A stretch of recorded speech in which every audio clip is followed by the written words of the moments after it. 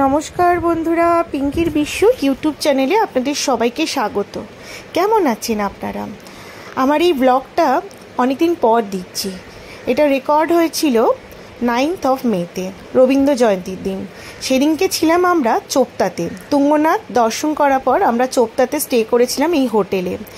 এই হোটেলের কিছু ভিডিও আমি তুঙ্গনাথের কিছু ক্লিপিংস দেখানোর পর আনবো, এই জন্যই কারণ এই হোটেলটা অত্যন্ত ভালো এবং কর্মচারীরাও ভীষণই ভালো, যথেষ্ট আমাদের কোঅপারেট করেছিল। কারণ আমাদের এই দুটো অসম্ভব জার্নি করার পর কেদারনাথ আর তুঙ্গনাথ ভীষণ পায়ের আমাদের ব্যথা ছিল, আমাদের হাজব্যান্ড ওয়াইফ দুজনের। বাচ্চাগুলো একদম ভালো ছিল, তো ওনারা মানে হট ওয়াটার দেওয়া, খাবার পর্যন্ত রুমে সার্ভিস করেছে, আমাদের গিয়ে খেতে হয়নি, এতটাই ভালো। তো সেই জন্যই আমি ভিডিওটা দিচ্ছি। এখন আমি দেখাবো যে আমরা গুপ্তকাশী থেকে চলছি তুঙ্গনাথ দর্শনের উদ্দেশ্যে। এই হচ্ছে তুঙ্গনাথ যাওয়ার পথ। আমরা সকলেরই পায়ে, মানে বাচ্চাগুলো পায়ে ঠিক আছে, আমাদের পায়ের অবস্থা খুবই খারাপ। ঠিক তার আগের দিন আমরা ট্রেকিংটা কমপ্লিট করেছি, মানে কেদারনাথের থেকে আমরা 8 তারিখে নেমেছি। 7, 8 দুদিন জার্নি, আর 9 তারিখে আজকে তুঙ্গনাথ। ভীষণ ভীষণ টায়ার্ড, ছেলেমেয়েগুলো ঘুমিয়ে পড়েছিল গাড়ির মধ্যে। আর একটু ওরা রেস্ট নিলে পরে ওরাই যদি এনার্জি পায় তা আমাদেরকেই সাহায্য করে গেছে সমানে। এই হচ্ছে তুঙ্গনাথ মন্দিরের প্রবেশপথ।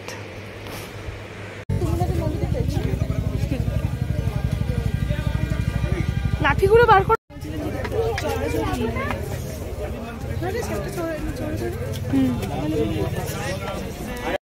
এখান থেকে ট্রেকিংও করা যায়, আবার ঘোরাতেও যাওয়া যায়।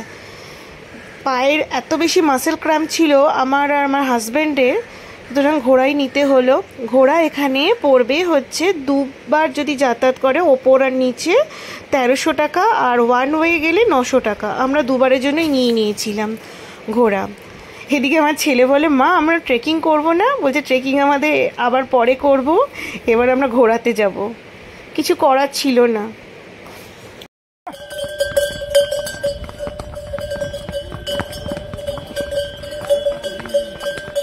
इसको पकड़ के रखो, फोन চড়বার সময় তো তাও ঠিক ছিল, একটু আধটু ভিডিও করতে পেরেছি, মেয়েও অল্প ভিডিও করেছে, আমিও নিয়েছি। আর ঠিক এই জায়গাটাকে বলা হয় এখানকার মিনি সুইজারল্যান্ড। এটা একটা স্যাংচুয়ারি, কেদারনাথ স্যাংচুয়ারি, যেটা পাঁচ কেদারের 3 নম্বর কেদার। তো এখানে হচ্ছে ওঠাটা অতটাও মানে কষ্ট লাগছিল না ঘোরাতে, কিন্তু নামার সময় মানে জান বেরিয়ে গেছে। ওয়ার্ল্ডের মধ্যে সবচেয়ে হাইয়েস্ট শিবা টেম্পল তুঙ্গনাথ। কি সুন্দর দেখুন প্রকৃতি, যত ওপরে উঠছি যেন মেঘগুলো মনে হচ্ছে ঠিক কাছে চলে আসছে। কি যে ভালো লাগছিল। কিন্তু জানেন ডিস্টেন্সটা মাত্র 4 কিলোমিটার, কিন্তু এতটা চড়াই না, মানে না গেলে কেউ সেই ফিলটা করতে পারবে না। আর বারবারই মনে হচ্ছিল যেন পড়ে না যাই, এটাই বারবার সেই ফিলটা হচ্ছিল। ঘোড়াগুলো চলতে চলতে যখন হাঁপিয়ে যায় তখন এই ছেলেগুলোই বলে যে একটু রেস্ট নেওয়ার কথা। আমাদের একটা ব্রেকও নেওয়া হলো, শর্ট ট্রি ব্রেক। এনটা বসলাম, কি মনোরম পরিবেশ, কি যে সুন্দর লাগছে কি বলবো আর। আমরা পৌঁছে গেছি প্রায়। ঠিক এর ওপরে 1.5 কিলোমিটার ওপরে হচ্ছে চন্দ্রশিলা পাহাড়। চন্দ্রশিলা অবধি আর ঘোরা যাবে না, তো পায়ে ব্যথার জন্য আমরা যেতে পারলাম না। দূর থেকেই প্রণাম জানালাম চন্দ্রশিলা পাহাড়ের ওপর যে মন্দির আছে সেখানে। যদি কখনো ভবিষ্যতে আসি আবার তখন দেখা যাবে, যাব। তো মন্দির দর্শন খুব ভালোই হয়েছিল। আমার ছোট ছোট শর্টস এখানে দেওয়া রয়েছে, ইউটিউবে লিঙ্কে গেলে আপনারা দেখতে পাবেন। আমরা নিচে নেমে এলাম সমস্ত ট্রেক কমপ্লিট করে, মানে ঘোরার সঙ্গে। তখন প্রায় 5টা বাজে। তো একটা জায়গায় আমরা খাওয়া দাওয়া করে নিলাম, এরপরে আমরা হোটেলে পৌঁছে গেলাম। এই হচ্ছে আমাদের হোটেলটা। ভীষণ ভালো লাগছিল আমার এই জায়গাটায়, এত সুন্দর মনোরম পরিবেশ। তো ওনারা বললাম না হট ওয়াটার ব্যাগও দিয়ে গেছিলো, প্রচণ্ড ভালো সার্ভিস। আর এখানে ওনারা বলেছিলেন যাতে কোনো আমরা নিজেরা ইলেকট্রিকের কিছু ইউজ না করি, কারণ যা চলছে সোলার সিস্টেমে। আর গত 3 দিন বেশ ভালোই বৃষ্টি পড়েছে, তা সূর্য দেবতা সেরকম মায়া দেখায়নি। তো সুতরাং বললো যে আপনারা যতটা পারবেন কম আলো ইউজ করবেন, তাহলে ফোনে চার্জ টার্জ দেওয়া এগুলো হতে পারবে। এখন ঠান্ডা এই গরম গরম কফি বসে, তাও ঠান্ডা হয়ে গেছে অলমোস্ট। সব কিন্তু সোলার সিস্টেম এখন চলছে। চলো, ডিনার দিয়ে গেছে, ঘরেই ওরা সার্ভ করে গেল। কি দিয়েছে বা দেখি, কারণ এত ঠান্ডা বাইরে যেতে আর ভালো লাগছে না। ঠান্ডা লাগছে প্রচন্ড। চ চ চ চ চ চ খেয়ে নি।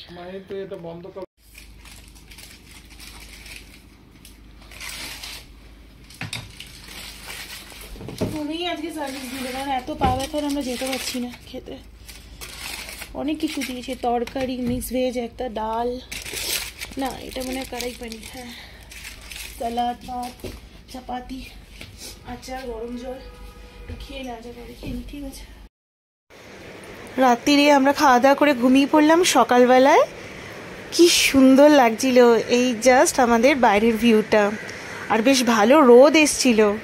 আমাদের গত 3 দিনে যা ভিজে গেছিলো সমস্ত আমি নিয়ে শুকিয়ে নিলাম জ্যাকেট ট্যাকেটগুলো, কারণ আমাদের কিছুক্ষণের মধ্যেই আর বেরোতে হবে হরিদ্বারের উদ্দেশ্যে। হরিদ্বারে আমাদের বিকেল 5টার সময় ট্রেন, আর আমি একটু রোদও পোয়াচ্ছিলাম, বেশ ভালো লাগছিল। এখানে বেশ অনেকে মিলে আসলে আরও বেশি আনন্দ হয়। দেখুন কি সুন্দর পাহাড়গুলো, কি ভালো লাগছে।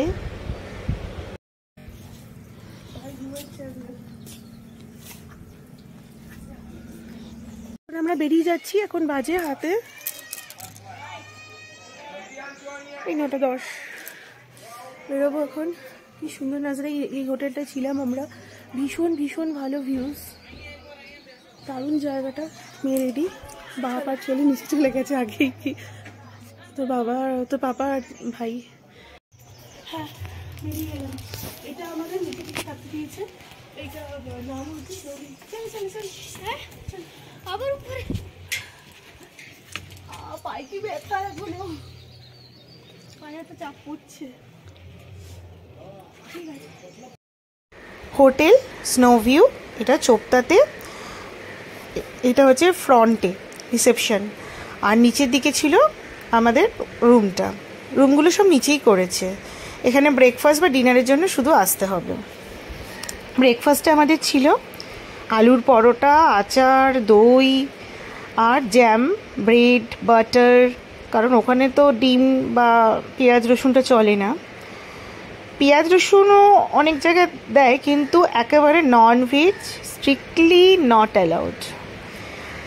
আর ছিল মোষের দুধের কফি, যা খেয়ে মানে মারাত্মক অ্যাসিডিটি হয়ে গেছিলো আমার, কিন্তু খেতে ছিল একদম খাসা। আমরা ছিলাম একদম ওই নিচের দিকটাতে, এই যে আমি দেখাচ্ছি ক্যামেরা করে, এই নিচের দিকটাতে।